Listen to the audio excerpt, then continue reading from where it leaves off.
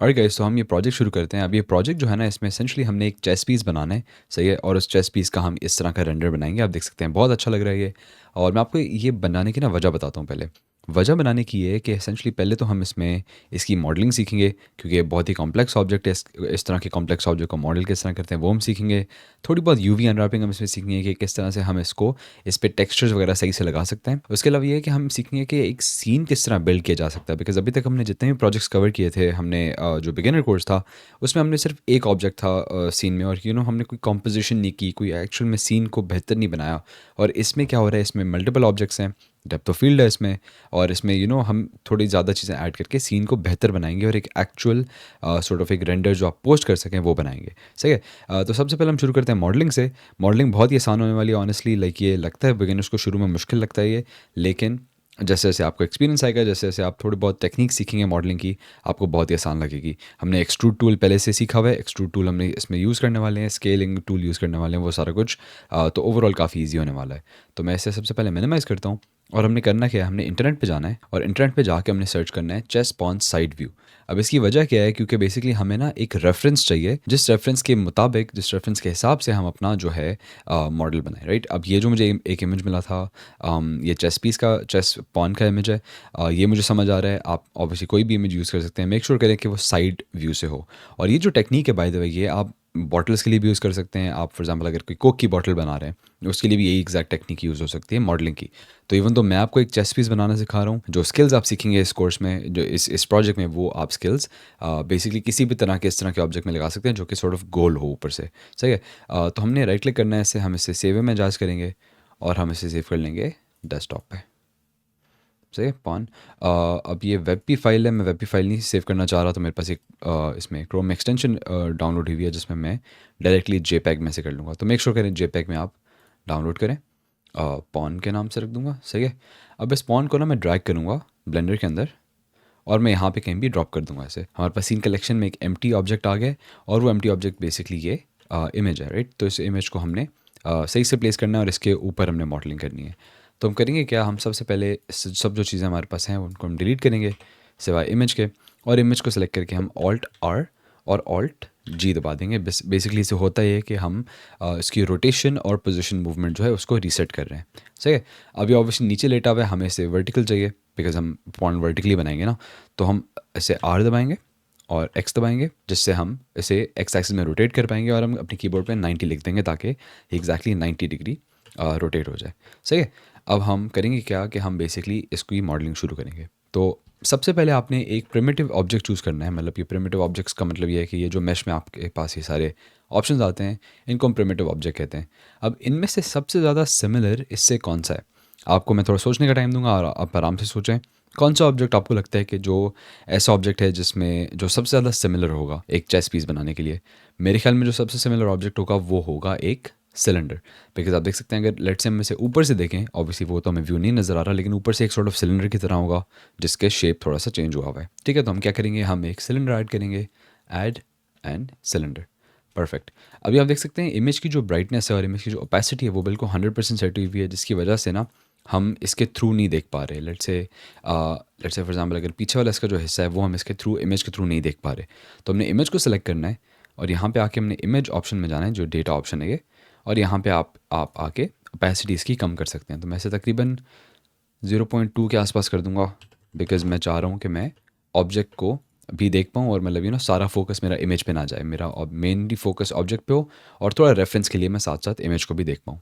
अब हमने करना है कि हमने बिल्कुल फ्रंट व्यू में जाना है। फ्रंट व्यू में हम इस तरह जाते हैं, अगर आपको याद नहीं है तो हम ऑल्ट दबाएंगे अपने कीबोर्ड पे और मिडिल माउस बटन दबा के किसी भी साइड पे हम ड्रैग कर देंगे। ये मैं मिडिल माउस बटन दबा के ड्रैग कर रहा हूँ, ठीक है। तो आप देख सकते हैं इस तरह से डिफरेंट व्यूज़ स्विच कर सकता हूँ। अब मैं इस फ्रंट व्यू में ही रहूँगा और इसको जो है हम स्केल डाउन करेंगे इस तरह से। तकरीबन मेरे ख्याल है यहाँ से हम शुरू करते हैं। आपने करना कि आपने बेसिकली इसे, अगर आपने कभी ड्राइंग की है या कुछ ऐसा किया है तो आपको पता होगा ट्रेसिंग किस तरह करते हैं, कि आप एक ऑब्जेक्ट को ट्रेस कर रहे हैं, राइट। हमने सिर्फ इस सिलेंडर से इस ऑब्जेक्ट को, इस पॉन के रेफरेंस को ट्रेस करना है। तो मैं इसे तकरीबन यहाँ पे प्लेस करूँगा, सही है। अब हम टैब दबा के अपने एडिट मोड में जाएंगे और ऑल्ट जी भी दबा देंगे कीबोर्ड पे, बिकॉज हमने एक्सट्रे मोड में जाना है। ऑल्ट जी दबाने के अलावा आपके पास एक और ऑप्शन एक्सट्रे मोड में जाने का, इस बटन को दबाना होता है। अगर आप इस बटन को दबाएंगे आप एक्सट्रे मोड में चले जाएंगे। और एक्सट्रीम मोड में जाने की वजह अगर आपको याद नहीं है तो इस तरह होती है वजह कि अगर मैं एक्सट्रीम मोड से बाहर निकलूँ और मैं इन सब वर्टिसेस को सेलेक्ट करूँ फॉर एग्जांपल, तो आप देख सकते हैं इसकी जो पिछली वाली साइड वाली वर्टिसेस होंगी वो सेलेक्ट नहीं होंगी। ठीक है, हालांकि अगर मैं एक्सरे मोड में जाके सब कुछ सेलेक्ट करूँ तो फिर आप देख सकते हैं कि हर तरफ की जितनी भी वर्टिसेस उसके पीछे भी होंगी वो भी सारी सेलेक्ट हो चुकी होंगी। तो हमने एक्सरे मोड में इसलिए जाना ज़रूरी होता है। अब हम करेंगे क्या, हम बेसिकली ना इनको सेलेक्ट करके थोड़ा स्केल अप करेंगे इस तरह से, सही है। और अब हम आएंगे अपने कीबोर्ड पे ई से क्या होगा, एक्सट्रूड होगा। से एक्सट्रूड आपने यहाँ तक कर लिया, अब इसको आपने स्केल अप कर लिया। और इसी तरह से एक्सट्रूड और बेसिकली ई और जी दबा के एक्सट्रूड और मूव दबा के आपने इस पूरे ऑब्जेक्ट को ट्रेस करना है। अब ऑब्वियसली एग्जैक्टली प्रिसाइज होना ज़रूरी नहीं है, मतलब लेकिन जितना आप कर सकें आप प्रिसाइज हों, तकरीबन मेरे ख्याल यहाँ तक ठीक रहेगा। और फिर ऐसे दोबारा ई दबा दें, एक्सट्रूड कर दें, यहाँ तक ला के थोड़ा और स्केल अप कर दें। और ये अभी स्मूथ नहीं होगा, अभी अगर आप ऑब्जेक्ट को देखेंगे बहुत ही ब्लॉकी होगा, लेकिन वो खैर है, हम बाद में सब डिविजन सर्फेस मॉडिफायर्स पे लगाएंगे तो सही हो जाएगा। तकरीबन यहाँ पे ला के ऐसे कर दें, स्केल अप, परफेक्ट हो गया। थोड़ा थोड़ा आपने एक्सट्रूड करना है, एक टाइम पे ज़्यादा फुल एक्सट्रूड नहीं कर देना, बिकॉज अदरवाइज उससे एक्यूरेसी जो होगी ऑब्जेक्ट की सही नहीं रहेगी। एक्सट्रूड हल्का सा और यहाँ तक, मेरे ख्याल ये ठीक रहेगा। थोड़ा सा ऑब्वियसली बाहर है लेकिन सही है, कोई मसला नहीं है। मे बी इवन थोड़ा उप्स जी दबा के थोड़ा और नीचे ले जाएँ, समथिंग लाइक दैट। और फिर दोबारा से नीचे आएँ और इसको स्केल डाउन कर दें इस तरह से, एक्सट्रूड दबा के और नीचे जाएँ और इसे और स्केल डाउन कर दें।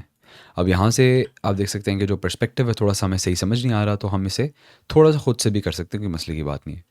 तो हम थोड़ा सा इसे और नीचे लेके जाऊँगा मैं इतना, और फिर दोबारा से नीचे लेके जाऊँगा और फिर हल्का सा और नीचे लेके जाऊँगा। अब इसकी वजह क्या है कि हमने बेसिकली ये जो किया है ना, इससे हमने अपने आप को एक सॉर्ट ऑफ आउटलाइन दे दी है जिसको हम एक्सट्रूड कर सकते हैं और बेसिकली बड़ा कर सकते हैं। तो अब मैं फेस सेलेक्ट मोड में जाऊँगा और मैं यहाँ पे किसी भी लाइन को, इनमें से किसी भी लाइन्स को डबल क्लिक करूँगा, ताकि ये पूरा जो लूप है ना, डबल क्लिक करने से क्या होगा कि पूरा लूप सेलेक्ट हो जाएगा, सही है। अब इस लूप सेलेक्ट करने के बाद मैं ई दबा के अगर मैं एस दबाऊँ, जिसका मतलब है स्केल, एक्सट्रूड और फिर स्केल, और फिर मैं अगर शिफ्ट जी दबाऊँ, जिसका मतलब है कि जी एक्सिस के अलावा बाकी सारी एक्सिस में स्केल अप होगा, तो आप इस तरह से इसे स्केल अप भी कर सकते हैं, समझ रहे हैं आप।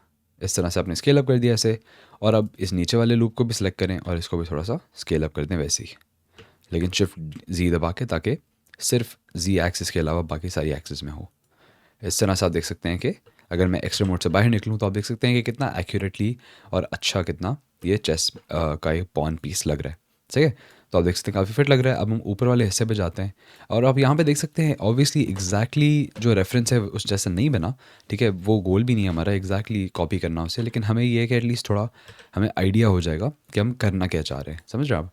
कि हम मतलब हमें थोड़ा गाइड मिल जाएगी कि हमने किस तरह का शेप बनाना है। अब हम ऊपर आते हैं, एक्सट्रीम मोड को ऑन करना मत भूलिएगा, ठीक है। और एक्सट्रीम मोड को ऑन करने के बाद हमने वापस वर्टेक्स सेलेक्ट मोड में जाना है ताकि हम पॉइंट सेलेक्ट कर सकें। और इसको हम लेट से थोड़ा नीचे ले आते हैं, यहाँ तक थोड़ा और ऊपर एक्सट्रूड करके जाएं, सही है, जी एक्सिस में। और अगर आपको ये मुश्किल लग रहा है अभी तो कोई मसले की बात नहीं, ये शुरू में लोगों को मुश्किल लगता है, लेकिन जैसे जैसे ट्रस्ट मी, लाइक आप मेरी बात पे यकीन करें कि जैसे जैसे आपको एक्सपीरियंस मिलता जाएगा आपको बहुत ही ज़्यादा आसान लगेगा ये। और ये ऑनेस्टली बहुत ही like it's one of the easiest things in animation, कि इस तरह की जो मॉडलिंग होती है। मैं तो जब भी कोई इस तरह का प्रोजेक्ट आता है तो मैं तो बहुत खुश होता था कि यार ठीक है अब आज आसान प्रोजेक्ट है, समझ रहे हैं। तो इसको हल्का से नीचे ले जाएं इस तरह से, इसको और एक्सट्रूड करें तो, और यहाँ पे आके इसे स्केल डाउन कर दें, सही हो गया। मेरे ख्याल है यहाँ ये जो लाइन है इसको हल्का सा नीचे करना था और इस वाली लाइन को हल्का सा ऊपर करना था ताकि थोड़ा सा बैलेंस्ड और यूनिफॉर्म लगे। और अब ये जो गोल वाला शेप है ये थोड़ा बनाना से थोड़ा सा इंटरेस्टिंग होगा, बिकॉज इसमें हमने करना क्या है, हमने यहाँ तक लेके आना है, ठीक है। आप इसे 4 हिस्सों में कर सकते हैं। एक हिस्सा, उप्स माय बैड, इसको दूसरा हिस्सा ये, सही है, एक्सट्रूड दोबारा किया, तीसरा हिस्सा, और फाइनली ये चौथा हिस्सा। अब इसमें बहुत ही छोटा कर लेंगे, मेरे ख्याल 4 हिस्से प्रॉब्ली काफ़ी नहीं थे, थोड़े से ज़्यादा करने पड़ेंगे 4 से, बिकॉज एग्जैक्टली जो ऑब्जेक्ट है वो मतलब लाइक एक्यूरेट नहीं लग रहा था। मेरे ख्याल यहाँ तक ठीक होगा। अब इसमें आप एक और चीज़ कर सकते हैं, आप इसमें सिंपली इंसर्ट कर दें इसे। इंसर्ट करने का मतलब बेसिकली आई दबा के इंसर्ट होता है और इसमें एक और अंदर एक शेप बन जाता है, जिससे थोड़ा सा सब डिविजन सरफेस मॉडिफायर में हमें हेल्प मिलती है। अब आप देख सकते हैं कि हमारा पूरा जो पॉन का शेप है, जो अगर मैं टैब दबा के एडिट मोड से बाहर निकलूँ, तो आप देख सकते हैं कितना एक्यूरेटली हमारा एक शेप बन चुका है, जो कि बहुत ही अच्छा लग रहा है। और आई एम श्योर अगर आपने ये किया हो फॉलो, तो आपको पता लगेगा कि इतना मुश्किल भी नहीं है करना। शुरू में आपको लग रहा होगा थोड़ा मुश्किल, लेकिन होपफुली आहिस्ता आहिस्ता आपको समझ आ जाएगी। अब हमारे पास एक रफ ऑब्जेक्ट आ गया है हमारे मॉडल का। अब हम क्या कर सकते हैं, ये जो एम्प्टी ऑब्जेक्ट है इमेज वाला, इसको हम डिलीट कर दें आराम से, कोई मसले की बात नहीं है। लेकिन हमने करना क्या है, हमने इस ऑब्जेक्ट को सिलेक्ट करना है, सिलेंडर को। पहले तो इसको नाम दे देते हैं एक चेस अंडरस्कोर पीस। ठीक है। अब हमने करना है कि हमने यहाँ पे मॉडिफायर्स में आना है, और मॉडिफायर्स में आके हमने एक सब डिवीजन सरफेस मॉडिफायर लगाना है। हम सब डिवीजन सरफेस मॉडिफायर हम कवर कर चुके हैं बेसिक्स वाले कोर्स में, तो मैं इसमें ज़्यादा डिटेल में नहीं जाने वाला दोबारा से। लेकिन आपने सिंपली जनरेट में जाना है, मॉडिफायर्स में आके ऐड मॉडिफायर, जनरेट और सब डिवीजन सरफेस। सही है। आप देख सकते हैं सारे ही बहुत ही स्मूथ हो गया, लेकिन हमने ऑब्वियसली कुछ हिस्सों को स्मूथ रखना है, कुछ को नहीं रखना। तो हम पहले तो इसकी लेवल्स व्यूपोर्ट भी बढ़ा देंगे, 2 कर देंगे। अगर आपका पीसी बहुत ही स्लो है तो आप 1 पे रखें, लेकिन अगर डिसेंट से पीसी है तो आप इसे 2 पे ले आएँ। ठीक है। अब हमने टैब दबा के एडिट मोड में वापस जाना है, और यहाँ पे अपने लूप कट्स ऐड करना शुरू करना है। तो सबसे पहले तो मैं नीचे जाऊँगा यहाँ पे, और इसमें आपको एक्स्ट्रा मोड में जाने की ज़रूरत नहीं है, बिकॉज लूप कट अराउंड खुद ही लाइक पूरा लूप खुद ही कंप्लीट कर लेता है, तो हमें उसमें कोई परेशानी की बात नहीं है। लेकिन हमने करना कि हमने ऑल्ट आर दबाना है, सॉरी कंट्रोल आर दबाना है अपने कीबोर्ड पे, और यहाँ पे आके लूप पर ऐड कर देंगे, नीचे ले जाएंगे उसे इस तरह से। अब यहाँ पे एक और ऑल्ट आर दबा के लूप कट ऐड करेंगे, समथिंग लाइक दैट। फिर यहाँ पे नीचे भी इससे हो ही रहा है कि बेसिकली जितना करीब आपका लूप कट होगा उतना ज़्यादा शार्प आपका ऑब्जेक्ट होगा। तो अगर मैं एडिट मोड से बाहर जाके देखूँ, तो आप देख सकते हैं ये वाला हिस्सा जो है कितना वेल डिफाइंड और कितना अच्छा लग रहा है कंपेयर टू ऊपर वाला। तो ये तरीका है बेसिकली। और यहाँ से ऊपर मेरे ख्याल है ठीक है, प्रॉब्ली यहाँ पे एक होगा लूप कट। अगेन ये सारा डिपेंड करता है कि आप किस तरह का ऑब्जेक्ट बनाना चाह रहे हैं। अगर आपको सारा स्मूथ रखना है पॉन, बिकॉज चेस पीसेस में ऑब्वियसली काफ़ी वैरायटी होती है, काफ़ी डिफरेंट तरह तरह के चेस पीसेस होते हैं। तो अगर आप चाहते हैं कि आपका चेस पीस बहुत स्मूथ हो, तो दैट्स परफेक्टली फाइन।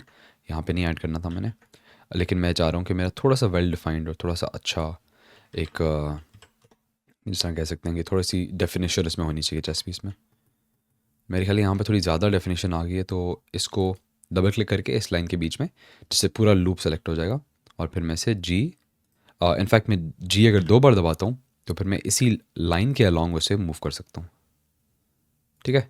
और मैं इसको भी डबल क्लिक करके और जी दो बार दबा के और थोड़ा सा नीचे ले आऊँ, ताकि थोड़ा सा ज़्यादा स्मूथ हो जाएगा पार्ट। अब मेरे ख्याल ये वाला पार्ट थोड़ा सा मैं टाइट करूँगा, इसे लाइक शार्प बनाऊँगा इस तरह से, और इस तरह से, और ऊपर से भी थोड़ा सा यहाँ पे ऐसे, और इस तरह से। ठीक हो गया। अब ऊपर वाला हिस्सा तो हम चाहते हैं कि स्मूथ ही रहे, लेकिन इसमें एक और मसला है, आप देख सकते हैं यहाँ पे बिल्कुल सर्कल टाइप नहीं लग रहा, थोड़ा सा हल्का सा सीधा लग रहा है ऊपर से, जिसका हल आसान है काफ़ी। हमने फेस सेलेक्ट मोड में जाना है, और इस फेस को सेलेक्ट करके वापस साइड मोड में आता है। अब उस फेस को सेलेक्ट रखते हुए हमने थोड़ा सा इसे ऊपर ले जाना है इस तरह से, और फिर हमने इसे दोबारा से हल्का सा नीचे ले जाता हूँ, थोड़ा सा दोबारा से इंसर्ट कर देंगे फिर। तो आप देख सकते हैं इसमें काफ़ी ज़्यादा स्मूथ लग रहा है, और हमारा चेस भी जो है ओवरऑल मेरे ख्याल में काफ़ी अच्छा बन गया। लाइक मतलब हमें, आप देख सकते हैं कितनी आसानी से हमने इतना अच्छा चेस पीस बना लिया। इसे हमने राइट क्लिक करना है और शेड ऑटो स्मूथ कर देना है, ताकि इसमें जो लाइनें नज़र आ रही थी थोड़ी बहुत, वो चली जाएँ। और ये ऊपर वाला हिस्सा थोड़ा मुझे अभी कम समझ आ रहा है, थोड़ा सा मुझे मसला लग रहा है इसमें। मसला इन द सेंस के ये ऊपर वाला हिस्सा जो है ना इसका, थोड़ा सा शायद अगर नीचे हो जाए तो ज़्यादा अच्छा लगेगा, या ये पूरा हिस्सा अगर हल्का सा नीचे हो जाए ना, थोड़ा सर्कल टाइप होना चाहिए। मेरे ख्याल है अब बेहतर है जी। हाँ, मेरे ख्याल है अब ठीक है। हल्का सा ऊपर से होगा डिफरेंस, लेकिन मेरे ख्याल है ठीक होगा। तो आई थिंक ये हमारा चेस पीस जो है काफ़ी अच्छा बन गया।